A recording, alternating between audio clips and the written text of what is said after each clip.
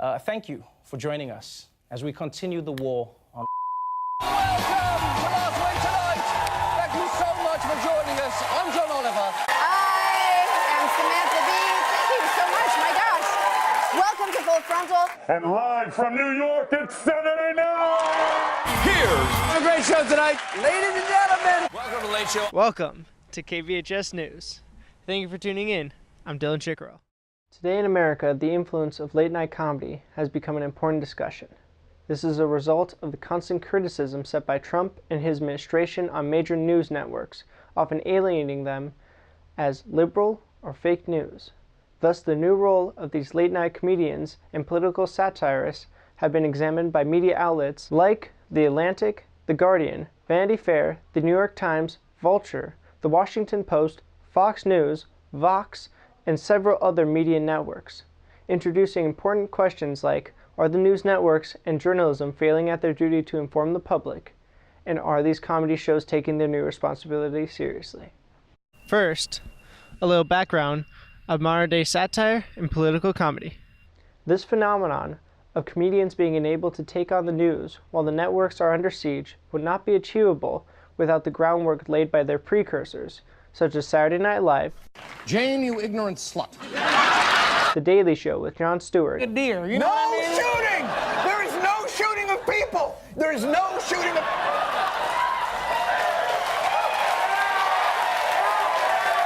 especially during the George Bush Jr. administration. I was not elected to serve one party. You were not elected. The Late Show with David Letterman. They had a rally for New York City, and not just a rally for New York City, but a rally to raise money for New York City. And if that doesn't tell you everything you need to know about the spirit of the United States, then I can't help you. And The Colbert Report, starring Stephen Colbert. Each of these television programs prepared modern comics to discuss current events hand in hand with comedy. To clarify, late-night comedy includes political comedy shows like The Daily Show with Trevor Noah, satires such as Saturday Night Live, and late-night television like Late Night with Seth Meyers. This new reliance for the shows to be both a source of entertainment and current events climaxed with the electoral election of Alec Baldwin. I mean, Donald J. Trump to the Oval Office.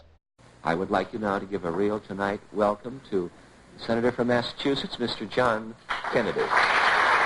Beginning in 1960, when John F. Kennedy became the first candidate to appear on late-night television visiting Jack Paar's set, television has been an impactful and important tool for informing and influencing the public about an array of issues and people, including potential political figures.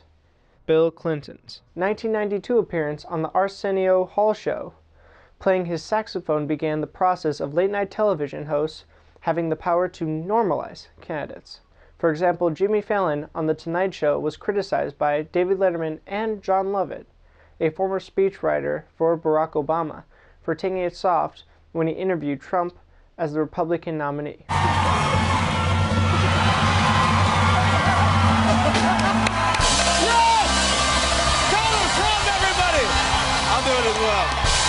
Letterman told Vulture that I think you have an obligation when asked if late-night hosts have the responsibility to take on Trump. Additionally, it has become agreed that television hosts are expected to ask more hard-hitting questions when interviewing impactful figures to be more instructive to the electorate, avoiding questions like boxers or briefs, as Bill Clinton had to answer. The Atlantic stated that one clue to Trump's improbable victory lies in the fact that getting a noogie from a comic on late-night television is now considered a normalizing activity for a presidential candidate. First time he walked into the Oval Office. And he sat behind that desk, and I could just tell from the look on his face how moved he was.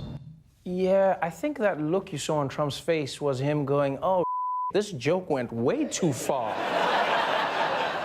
Hosts are also expected to discuss the most current events, usually in their monologues. Here's what people are talking about. Some big news out of Washington. This is because in addition to the Trump administration criticizing news networks, these networks, by reporting heavily on Trump's falsehoods, has alienated themselves as reliable media outlets. Sophia McLennan, author of Colbert's America and co-author of Is Satire Saving Our Nation, states, the news media sort of seems like it has to take it seriously in order to be taken seriously. Additionally, Jose Colon, a teacher at Berkeley High School, has more to say. It's very frustrating for them because they want to present true things, right? They want to be fair to the occupant of the White House, but the occupant of the White House is not fair.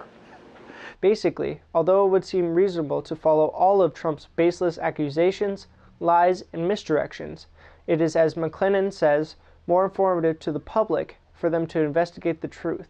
We think that the journalist's job is to show all sides of the story, but the journalist's job is to show the truth. And sometimes, in this case, going after a truth is going to be funny because the lies are so absurd that you can't help but laugh. Comparatively, while late-night shows address the deception presented by Trump immediately, they're quick to poke humor at the absurdity and then move on to other relevant news, present in late-night segments like Noah's Daily Show segment, Ain't Nobody Got Time for That. We really want to hear from you about your thoughts on freedom of speech. But I'm sorry, we just do not have the time because Kim Jong-un has nukes. On another note, The Atlantic recently examined the effects of late-night comedy shows criticizing modern society, stating that, in modern America, where we, Americans, have long taken for granted the idea that our leaders should be able to laugh at themselves, some consumers of satire have become more cynical and perhaps less likely to engage in meaningful action.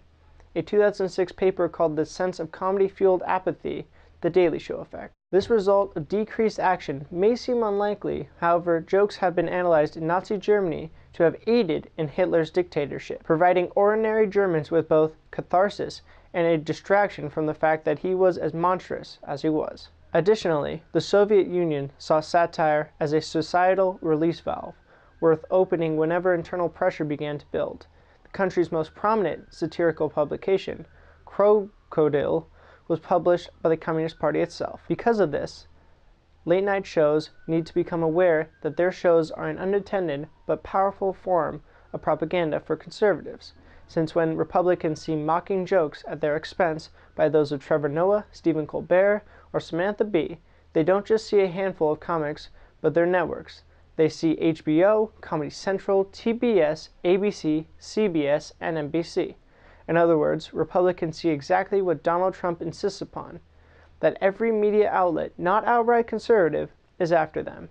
It is not hard then to imagine why these supporters believe that these news networks on these channels are run by similarly partisan players. No wonder Trump supporters choose to follow only the things that Trump or his administration tells them directly. Late-night television has enormous influence, ranging from supporting claims of media failure from Trump or his administration to informing the public of critical issues news networks won't or aren't covering, or to present informative interviews for viewers to watch. These actions are currently discussed through a variety of methods employed to pass on the news, ranging from Samantha Bee's feminist lens, John Oliver's outsider lens, Trevor Noah's race lens, or even by throwing the politicians' own words back in people's faces seen by Melissa McCarthy and Alec Baldwin on SNL. Or even straight assessment of current events exhibited by Seth Meyers, Stephen Colbert, and other late-night television host comedians in their monologues. Regardless of the method, what is important is whether or not these late-night comedians and satirists are taking their new responsibility seriously. Finally, Jose Colon, a teacher at Berkeley High School, had this to add. Whatever it's Berkeley High or Orange County or in Maine, I bet you educators are using these folks because this is serious. This person is in charge. Thank you for watching. This is KBHS News. Good night.